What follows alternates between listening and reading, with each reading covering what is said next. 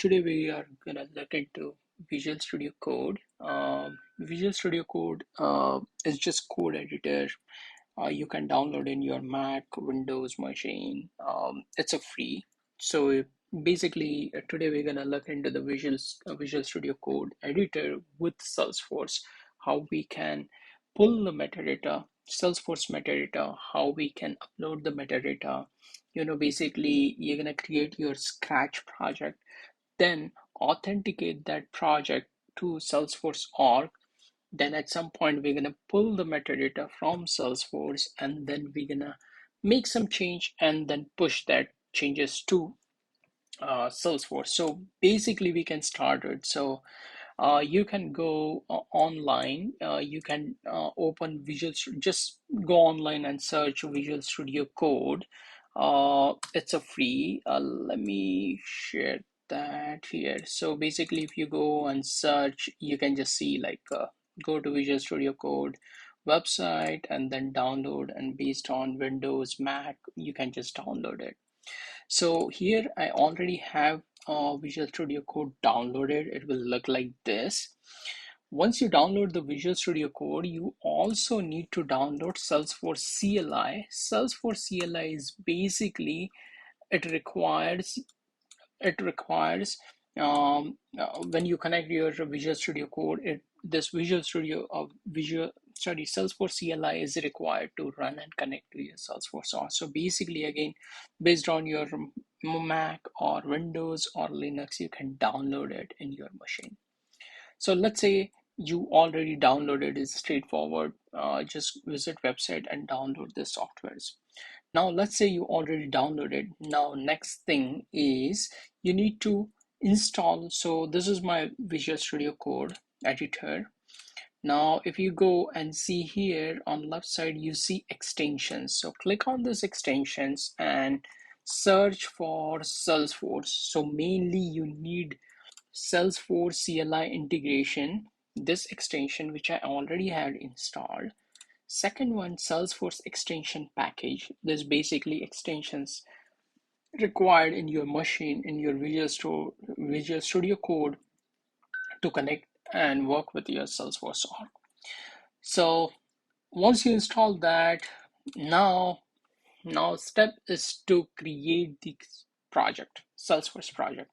Now there are multiple ways. If you see basic show all command, you see some shortcuts, but to work with CLI, once you install those extension, what you can do, I'm on a Mac, so just click Shift Command and then P. Once you click on it, you will see all different commands. Basically, you can go and right now select create project with manifest. So what it will does, okay, let me follow the steps. Now let's select standard and give some name.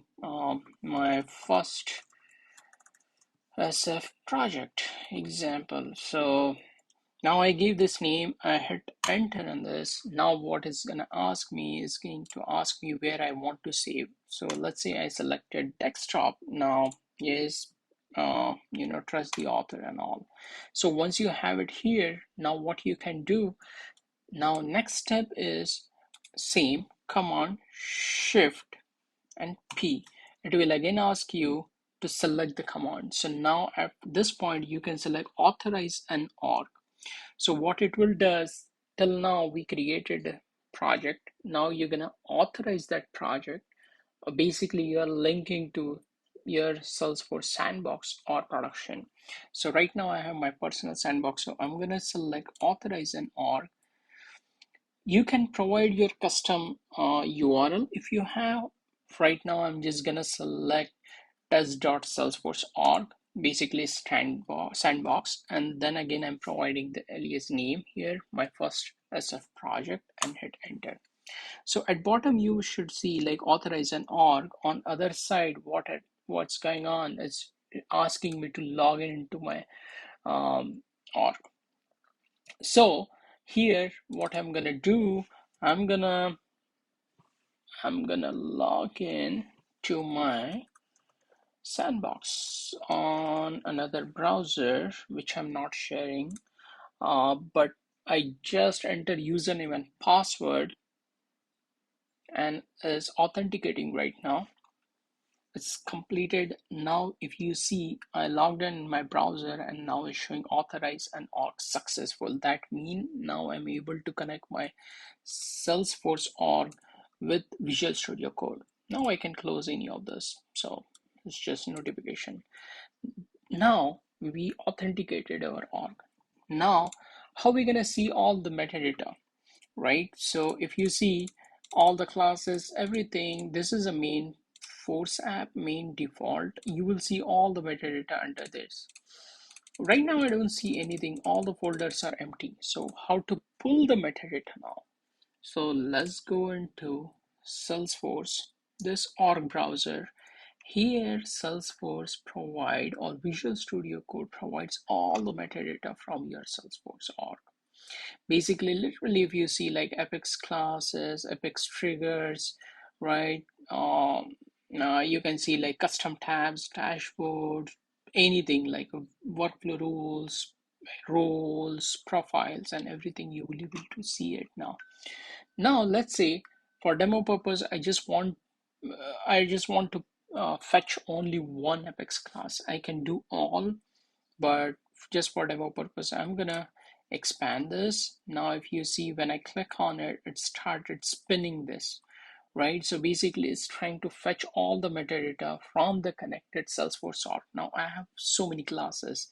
I just want to pull this one single class. I can click on this, it will pull all the Apex classes locally, but I want to retrieve only one Apex class for demo purpose. So I can just click on it and seems like org failure.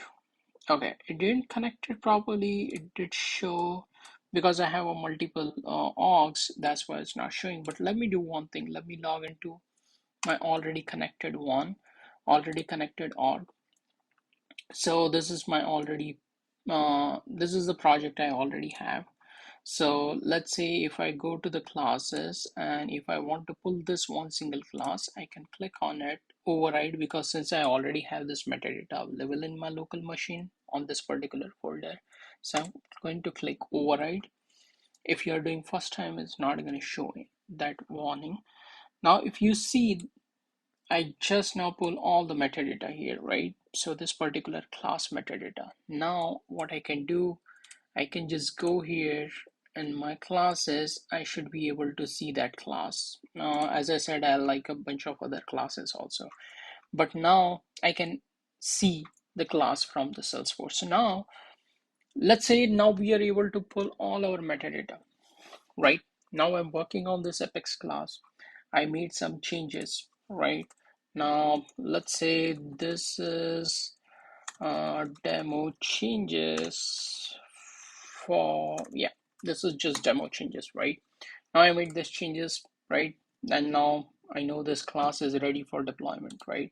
So what I can do, I can just right click and click on deploy this sourced org.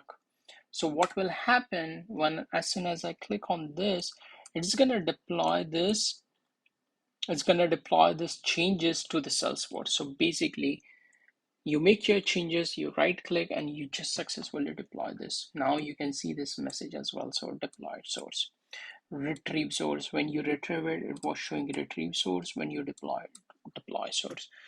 And also, let's say tomorrow you already have this class or all the classes and you want to, example, check this specific one class, right?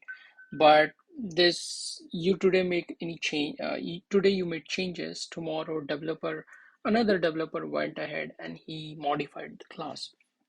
Now, when you come third day, you not have your changes, his changes, right? Basically are working on the old changes, right? So what you can do, instead of, again, you have option to go into org browser and pull the changes, but you can do it from here as well. So now I know I'm working on this class. I can just go and I can retrieve this source from the org. And basically what it will do, it will just retrieve all the latest change from the Salesforce org. So this is all about Visual Studio Code, and it's really simple to use. And we just now seen like how we can authenticate, how we can retrieve metadata from Salesforce Also, how we can deploy the changes is really nice and easy.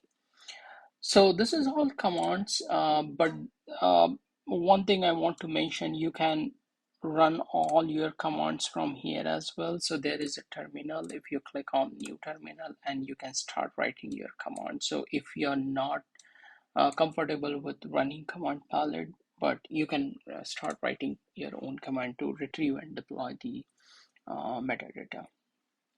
So that's all about Visual Studio Code and Salesforce.